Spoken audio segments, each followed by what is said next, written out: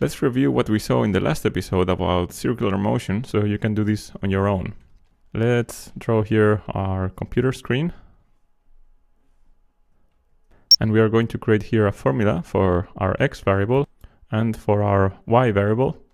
We want x and y to be different points on a circle here. So the first thing we need to decide is where is the center of our circle. We can pick, for example, the center of the screen, or we could pick a corner or any place, it doesn't matter.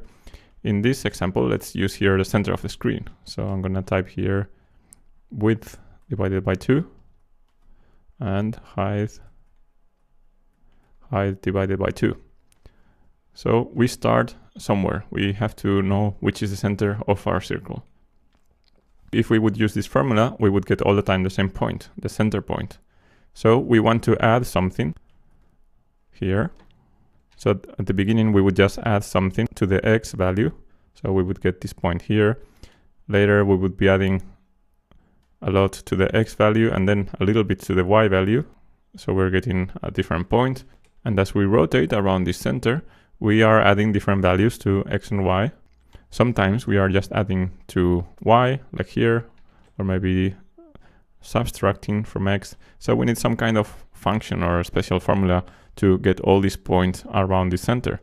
And we have seen that for that we use the cosine and the sine functions. And it takes one parameter. This parameter, I'm gonna call it a here, is the angle. That is, how much are we turning around the center point. We can say that if the angle is 0, we are starting at the right of our center. And as the angle increases, we are getting different points. If a would be something like 1, there would be somewhere here, maybe 2, and about 3, 4, 5, and 6. So if we want to make a complete turn, it's a little bit more than 6. And to be a little bit more precise, the number is 6.28 and more decimals. But instead of typing this number, what you can do is use a variable that processing provides, which is called 2pi, 2_pi. This number is 6.28 and more decimals. We can see it run here in a program, print 2_pi. So you can see down here the 6.2831855. And you can use this number if you need to make a complete turn around a point. If you want to start and stop exactly at the same place, use this variable. And we will see this in a moment. So we have here this formula. One part of the formula is defining the center of the circle. Then we are adding something. But we know that sine and cosine return numbers between -1 and +1. So that would mean that this is a really tiny circular motion. We want it actually to be at a certain distance from the center. So let's say, for example, here we have a distance of 200 pixels. You can choose whatever distance you want. It can be in pixels or 500. In this case, if it's 200, what we have to do is multiply this sine and cosine by 200. So you see that this number is the distance from the center. So that defines how large is this circle that is getting drawn. So that's the whole formula we need. Let's see this in action in a program. So I'm gonna define a variable for the angle. So it's float a equals 0.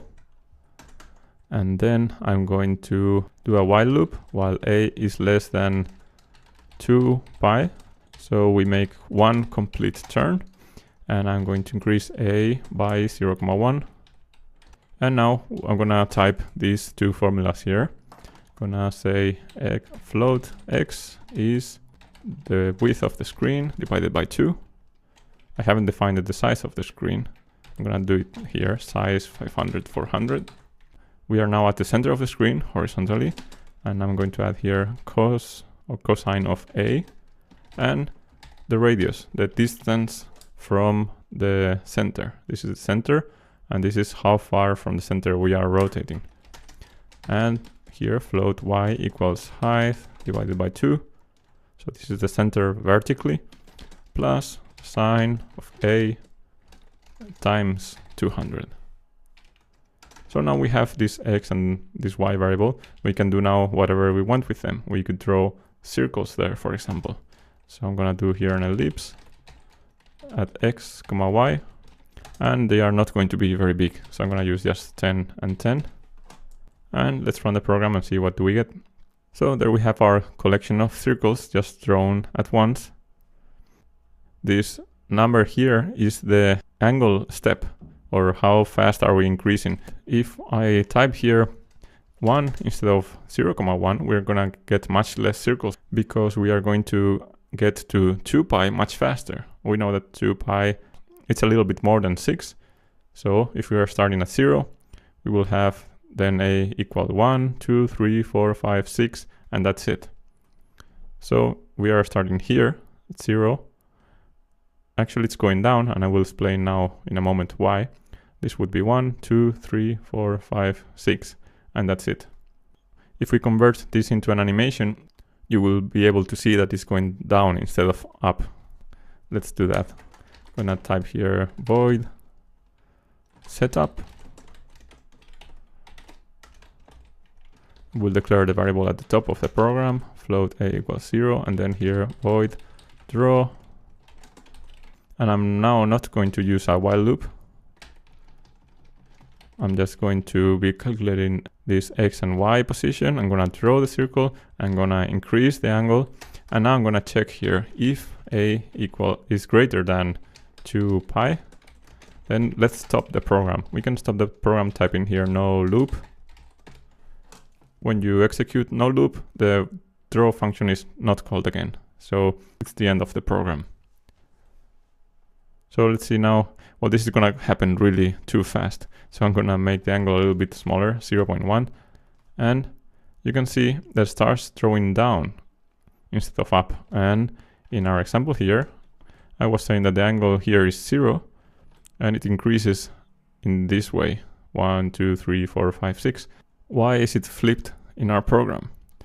Well, it happens that in math, in all math books, you will have the x and y axis, x and y, and they increase when going to the right and when moving up.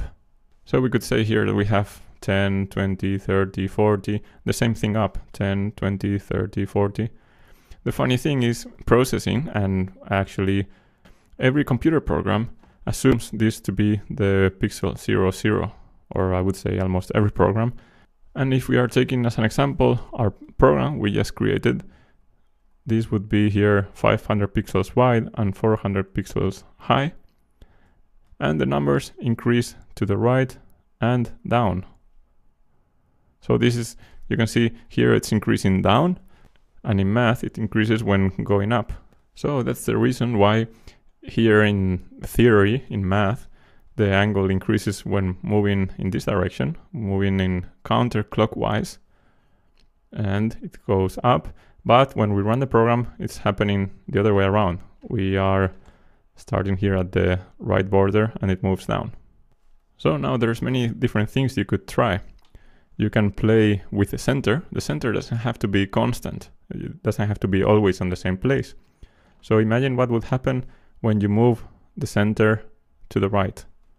In that case, you would start drawing a circle and you would get a spiral.